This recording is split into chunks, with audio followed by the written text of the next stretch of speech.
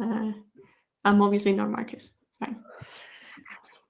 But anyway, let's see. Bear with me. This is the first time I'm doing this. So if I miss anything, probably, Michael, you know better than me how to introduce this call. So feel free to chip in. Wait a little bit, that the recording is still not like great. It is recording for me. It is for me as well. Now it's for me. You can start. Okay. Sorry. Okay. But anyway, so another Grafana community call, this time user essentials. I think a lot of times we talk a lot about plugins. So today's going to be a bit different because we work actually in the core part of Grafana. But let's see. So yeah, this call is being recorded. If you don't want to be on camera, turn it off. If you don't want to ask questions out loud, write it on the channel. We'll be here and the recording will be available. I think we upload it on YouTube's. So you can always find us there. Next. Good job. Welcome. Yeah. Oh, well, we have animations. Oh, okay. That was unexpected. So yeah, we meet the first Thursday of every month, like today. The next one is the 21st of April. If nothing changes, otherwise, I hope Marcus will update everyone.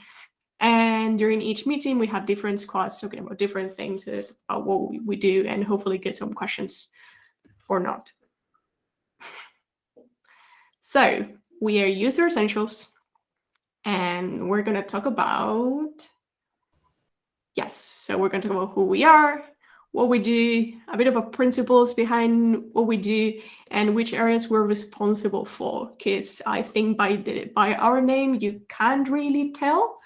But trust me, we couldn't come up with anything better. And I think once you know, that means we've done a terrible job picking a name, right? Well, I think once you explain what we do, it all makes sense. Just we're responsible for a lot of things, so it's hard to pick one name that covers them all. And we also walk a little bit through the different projects that we've been working on, that we're currently working on. There are pretty big initiatives. And then if someone has questions, we can try to answer them, pretending that we know. So this is us. Do you want to do a quick intro of each of you, say who you are and something? Because I'm Natalia, I'm the manager, and I'm talking a lot. So, Alexa. Okay, I am Alexa. I am based in Amsterdam, originally from Colombia, and I have been working at Grafana and in the User Essentials team since May last year. Ash. Me, I'm Ash. I'm a front-end developer here at Grafana, also working in the User Essentials team, based in the UK. And I've been here now for about 9 months, so I kind of joined just after Alexa. Let's pick Josh. I'm Josh, dev on the User Essentials team, originally from Australia, but now I'm based in London, living here for a few years. I joined Grafana about a year ago. I was originally working in cloud data sources, so making data sources for like the AWS and Google Cloud and things like that, but then moved to User Essentials to work on this sort of stuff. Zhao. Yep, so I guess that's me. So I'm João. I'm also based in the UK, but I'm originally from Portugal, and I'm currently in Portugal. I'm also in the User Essential team. I've started 2 weeks ago, so this might also be very new for me, this presentation, but yeah, we'll see. It's new for everyone. So yeah, when we talk about what we do and we talk about a mission, it doesn't get clear. But we do try to provide the best journey for our users and the data, because our main focus, it is the user experience. We're an engineering team, but we do focus in trying to improve that experience from the core application. Those are our principles. We try to do a good job, and those are the things that we try to keep in mind. What we do it, we're fairly collaborative. We try to provide a platform also for those easy to use, and Grafana is a pretty complex product. We try to make it easy and write nice code. We actually have quite a few initiatives around improving the code quality of our application. And now, I think here is when it gets a bit more clear what we do and who we are. So we're responsible for areas like dashboards and panels and temporary variables. So basically everything that makes Grafana Grafana in a way that every single user interacts with. here, bragging a lot. So if you think of a Grafana user, if you ever use Grafana, you're probably going to touch something that we built or we're maintaining. We're also responsible for some of our core visualizations that are not super use case specific, like the bug gauge and all those. And also data pipeline related things like transformations and overrides. And there's an etc. here, but I'm going to stop because it's a really long list. But overall, user experience, how can we make a users know how to use Grafana and understand the data and find their way around? Am I correct? Okay, I see people nodding. Good. And now I'm gonna start talking, and I'm gonna leave. Who's gonna start? Navigation. Ash, take it on. Also, Michael, if you have any questions on the way, or you just want to root for us and be like, "Oh my God, guys, you're the most amazing people I've ever met," feel free to. Thank you, YouTube. Sure. Thank you. So yeah, navigation has been one of the, I guess, main focuses for our team relatively recently. And part of that stems from the fact that we get a lot of feedback that users of Grafana sometimes get lost in the product almost. You know, you'll click through to a dashboard, you won't know how to get back to where you were. And various things of that ilk where we can improve on certain aspects of the navigation. So I thought maybe one thing to do would be to touch on some of the things we've done that maybe people haven't noticed so much, because they're kind of, I like to think of them as like paper cut fixes where you don't really notice as they're happening, but over time they really build up. And some of those are kind of listed here. We've got some before and after screenshots from the top and bottom. And this is what I mean about some of them are quite subtle, because I guess the top screenshot on the right here, top right and bottom right, look quite similar, but there's actually a lot of improvements we've put into the code. So yeah, we've added support for the light theme in the navbar. We've added full keyboard accessibility to the navbar as well. I'm sure Alexa will touch on that when we talk about accessibility, which has been another one of our kind of big initiatives recently. We've introduced a new mobile navigation menu. Some smaller things like active page state, hover and focus state. So you can see here on the navbar in the top right, although we're on the explore page, you'd have no way of knowing that because we never used to show an active page state. Whereas now we've added this active page state. We've improved plugin ordering. Before it was kind of somewhat random. It was basically whichever plugins came back first, which also didn't help with kind of navigation clarity when you'll refresh the page and suddenly your plugins are in a different order. So we fixed that. We've added external link icons, and we've tried to make some kind of smaller tweaks to improve the visual clarity. And what I mean by that is some of our hover menus had a tendency to kind of blend in with the background. We've tried to add better highlighting and shadows to those hover menus to really emphasize and show that they're a hover menu. And that also comes in with like hover and focus states. We've tried to really improve those so you know when you're hovering and focusing on something. And then in terms of what we're currently working on now and the next big focus for our navigation, it's around a more kind of intuitive and expandable navbar menu.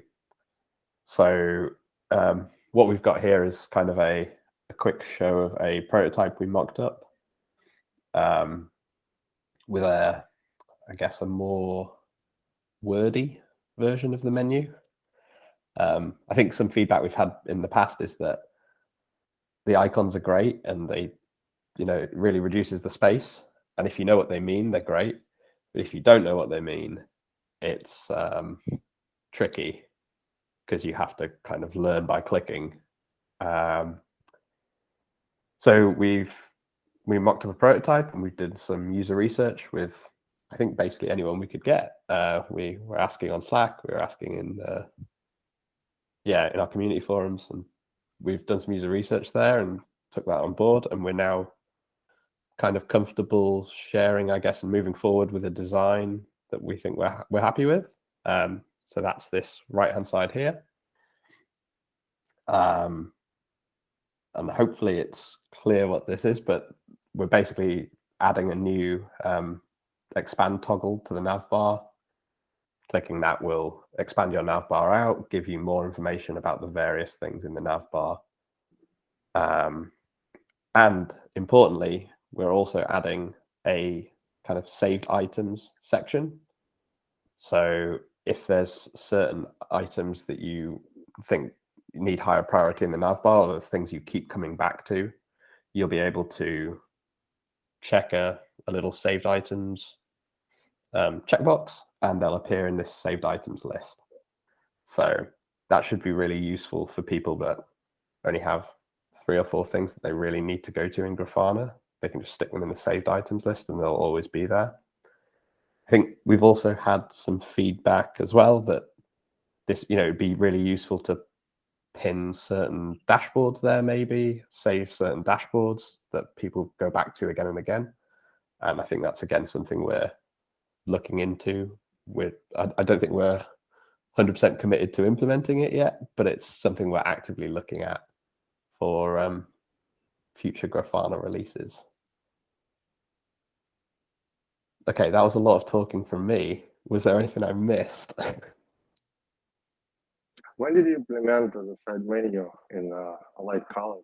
I kind of missed it when you actually showed the comparison. I thought, oh, exactly, I have it on my demo server, but I never actually find the moment when it was switched. That is a good question. I think it was around 8.1 or 8.2, one of those. Okay. Because I remember it was the moment when it was black, and kind of never paid attention to that. My use case kind of when you show the side menu with a lot of icons, I see that it's easier, right, to navigate the integration, which is related to the cloud, mostly, right, in most cases, or reports, which is the feature for enterprise. So it's not going to be available for open source, right? Grafana? Yeah, I think if I understood your question correctly, you're asking about whether the feature's going to be in the open source product. No, you have icons for reports and integration. And I see. Oh, yeah, I see. Yeah, so reports is an enterprise specific feature, yes. So it's all going to be dynamic. Okay. My question is actually because my use case is a little bit different. Some of my customers, they actually use one particular application we developed for them, and they don't really interested in Explore, for example, or Alert. Some of them don't use Alert. Is it somewhere on the roadmap that you can hide some of these icons, which is not known, or kind of rid of the menu at all? Because recently we developed one of the applications for the customer. He had his custom home screen where everybody logged in. Then there is the dashboard on the top panel, right? The dashboard links. He navigates using them, and from the main screen he can go anywhere using the custom panel. So we don't actually want to expose this menu at all for some users.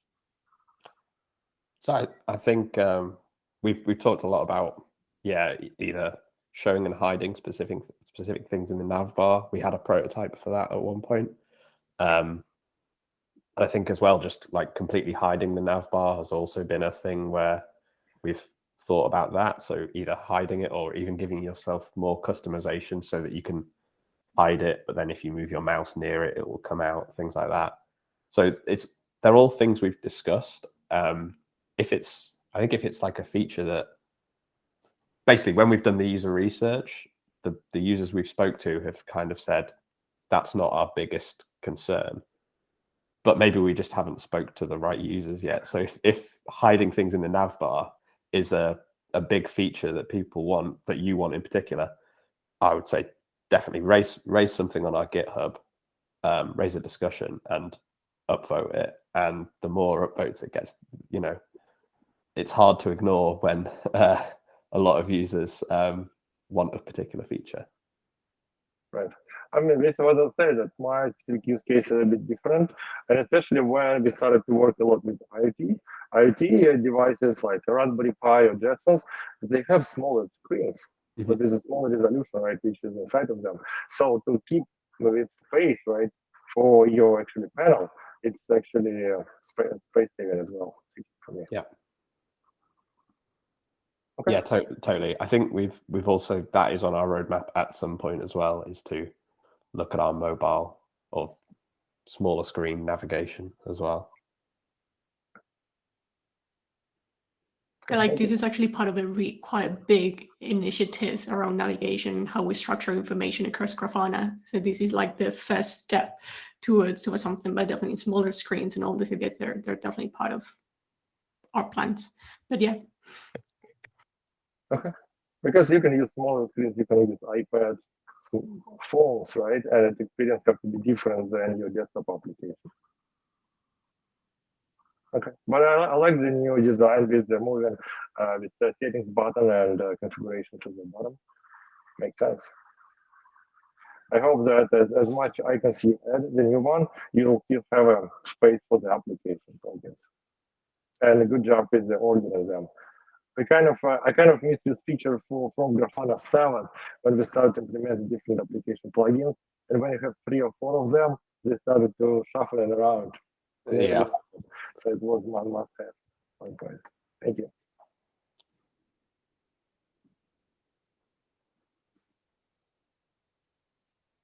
Shall I continue with the next topic? Yeah, I think it's your turn, Alexa. My turn. Okay, so today I just wanted to mention accessibility. So across Grafana, since I think last year or maybe before, we have been putting more priority into accessibility. And our team is one of the big promoters, or but the one who is kind of putting a lot of effort into making accessibility improvements, and the one that is trying to pull other teams into the same kind of accessibility mindset. So in general improvements in the last couple of months, we did the keyboard navigation for the main navbar. Also, we were using FastPass, that is from Microsoft, to just fix some accessibility issues that are detectable using this specific tool. And it was a lot of work from our team, but also data sources and other teams. There is a lot of, in terms of accessibility, there is a lot of work in Grafana that we want to make, but of course, it is culture that we have to build inside Grafana and outside Grafana. One of the things that we introduce as well in order to avoid regressions whenever we add something new is we added into our pipeline PaliCI. So the idea is this tool just scans specific pages or core pages in Grafana, and then we get some accessibility failures. And if we introduce, when we open a PR failure, the PR will not pass the pipeline. So that will avoid some regressions. So far, I think we are only testing core pages, but we are planning to add more pages into this tool. Unfortunately, the tool is only detecting up to 30% of accessibility issues, so it's not super huge, but it's a good start in terms of automation. And something that is ongoing work that probably will continue, because accessibility is something that you just need to continue work on it, is we created inside Grafana, and part of that group, oh wait, my English is broken, I'm so sorry. We created an accessibility working group. One of or 2 members of our team are there. And the idea of this group is to break accessibility knowledge gap. So what we realize is accessibility is a whole new world, and you cannot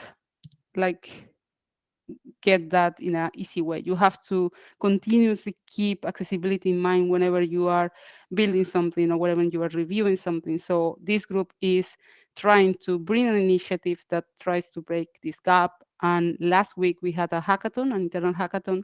And something that we did in that hackathon was to run some hunting sessions. So we had like a hunting session where we were like trying to use Grafana only with the keyboard. And we got quite a lot of issues, like 39 issues across some pages that we were testing, and we fixed like 10, 11, something like that. I don't remember, that they were high priority. So we are continuously doing work across the whole Grafana to gather accessibility issues, but also to fix them. So we want to involve more teams here. Something that we would like to get from the community as well is to get some accessibility issues reported in our GitHub project. So it would be super great if you find something that like you cannot use the keyboard in a specific flow that you always like follow, would be nice. Like you just go and report it. And our idea is just to tackle them, like delegate to the teams. And if we can fix it sooner, will be nice. And what else I wanted to mention? Yeah, it's just we are taking accessibility more. We are putting more focus on accessibility, and we definitely want to make Grafana more accessible. So we are asking for your help in this case. And that's it. Put it in the chat if you want to go and fix those issues. It's Oh, also that's there. true. That's true as well. So if you want to fix issues, maybe also something that we can share, I'm not sure where, but is the accessibility board, the GitHub board, and then we can always put some like what is first issue, Good first issue. or the help wanted, because these issues are not super complicated. It's just like simple. It's not always simple things, but things that people can collaborate and contribute to Grafana as well. They're usually like nice and self-contained kind of. Yeah. Yes. I think it's worth mentioning as well that like a lot of the accessibility work has helped us to write better code for everyone, because we're avoiding a lot of, I guess, anti-patterns with our code sometimes. And yeah, I mean, even just with like contrast ratios and stuff, that helps everyone. So I think it's been like a great piece of work so far, and it's only going to make the product better. Yeah, I agree with that. If you have any questions regarding this, or if you have any feedback, just let us know. Globalization, Josh.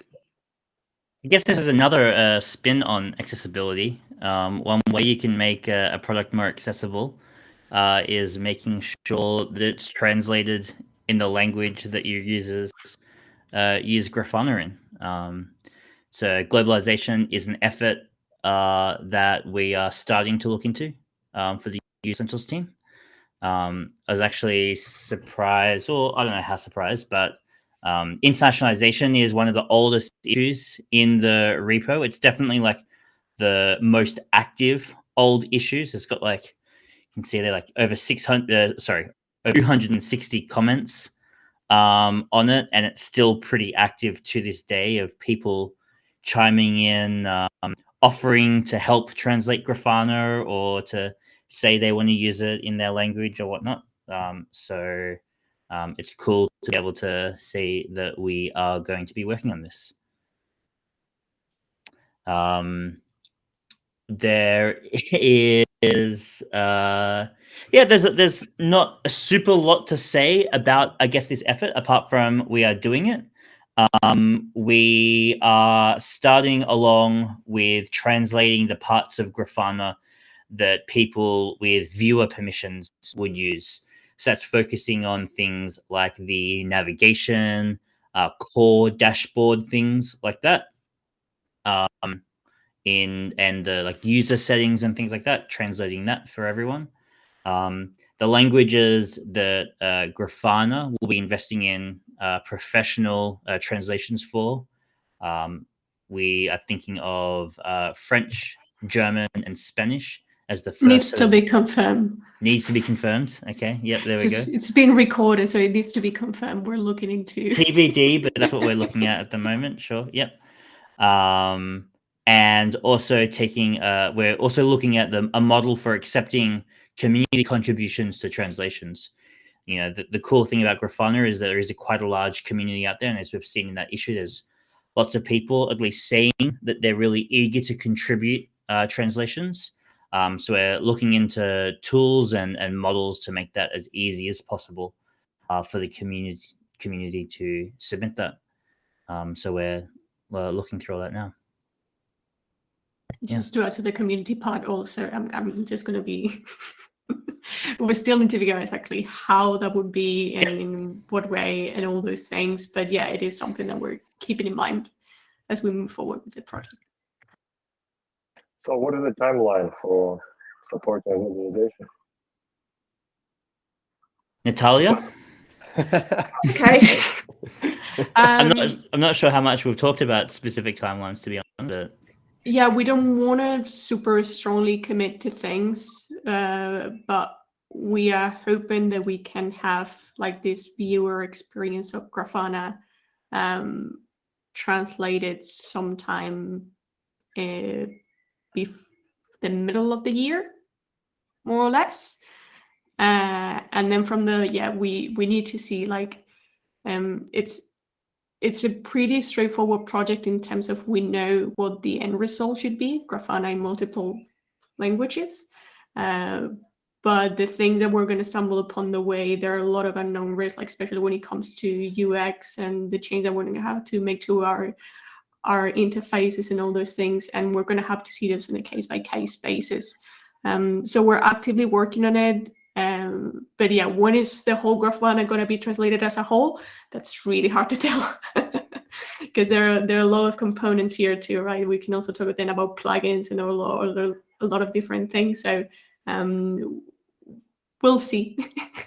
I think an interesting part of this globalization effort as well is things like visualizations and how we show numbers and data and things like that. Like how much do we want to, like how exactly do you translate and localize it for the user's preferred locale, which is a lot to think about, but really cool. Okay, because reviewing some of the open source repositories for data sources in the panel, I saw that the Grafana team actually creating some interfaces to have all the messages in one place, messages and the buttons, right? So to easy to translate it later on. And I saw that it's coming, so it's great to hear about it. My question is how we can do the same for application plugins. Because if you are using Grafana as a cloud services, as a cloud provider, which is something your users are going to have, right? So I would love to have this ability as well, so we can translate our plugins. Yeah, I agree. It's something that we need to have a story there for how all sorts of plugins, how visualization plugins, how data source plugins, how application plugins, how they can be translated, because not only, there's a whole bunch of third-party plugins available, but Grafana ourselves, we make external plugins and we want to be able to translate them. We don't know exactly how that's going to happen yet. It's something we're still thinking through and planning, but definitely it's something that we do want to be able to do eventually, and make it as as easy and simple-ish as possible, considering. Okay. Yeah. If it's going to be similar to themes, what we have with themes right now, we use the colors, right? So we have the same and the global setting for the language. You just use the component, done. Yep. I think that's hopefully the goal. Okay. Thank you. Cool. I mean, I have to just move the next, so it's fine. I mean, I think the questions came as we presented, which is really appreciative. I don't know if there are more questions. Joe, do you have any questions? Regarding the FastPass, do you use GitHub Action or how do you run it for the core? So far, was only using the browser extension because we don't have it in our in our GitHub Action or anything. And the only thing that we run automatically in our pipeline is PalyCI. So every time that you open a PR or in main, we are running PalyCI that is also checking for accessibility issues. So more, Okay. I think Paly and FastPass identified almost the same. The only thing is Paly use a different engine like underneath compared with FastPass. How do you spell it? POL? PalyCI? Like PA and then 11. Like, Okay. yeah, so Okay. yeah, Paly, yeah. PalyCI. Okay. Well, wait, I don't want to finish. Do you have any other question? No. Good job. Continue doing what you're doing. Thank you. Do you have anything new in Grafana 9 or it's looking at talk about it? There's going to be lots of new things in Grafana 9, but you can't spoil the surprises. Okay. Yeah, I'm looking forward to that. Like, I think that navigation is definitely something that we're looking for to have out there for Grafana 9. And then there are some other, the rest of the things, to be honest, we're still defining them exactly. What is that we want to do, what's the scope going to be, and what we can commit to. Okay. But it's going to be great. I mean, every version of Grafana became better and better. The problem is that you have to keep up with the Grafana labs on what you're doing, right? And always checking the plugins that are working properly. Yeah, I think we've been pretty careful recently to avoid breaking changes to plugins. I know the plugins platform team are pretty good at cracking down whenever they see a breaking change. They're like, no, stop. They're doing the next community call, so I don't want to spoil what they will share. But yeah, I think there are quite a lot of news in terms of tooling and things that they've been working on to improve the whole breaking changes story. Like, it's definitely been, if not the most, one of the top priorities that they've been working on. So we hope you'll feel it too. I hope so. Do you have any news about the Angular depreciation? Is it your team or it's a platform team? When the Angular plugins are not, they won't be working or started to depreciate? How does it work? Someone could correct me if I'm wrong here, but I think we've added a new config option to the Grafana config, so you can disable loading all of Angular. And I think that's in. Is that in now? I'm not sure if it's in now, but I believe it's on the cards for Grafana 9 of making Angular optional. Okay, yeah, that sounds correct. And then I think in Grafana 10 is where it will completely disappear. So it's going to be allowed, right, by default in Grafana 9, and then there is another year when it's going to be Angular code will be removed. I think, and again, someone might have to correct me if I'm wrong here, but I think in Grafana 9 it might get turned off, but there'll be a config option to re-enable. Okay. I think. Yeah, you're right. I'm reading now if it hasn't come out yet, there is a public communication that will go out around the whole Angular deprecation. Yeah, it was somewhere in 8.4. I mean, I thought it's somewhere, right? The depreciation, because there are a lot of plugins. It's not any of our own or something we use, but there are still applications which based on Angular. Okay. I've just shared the link.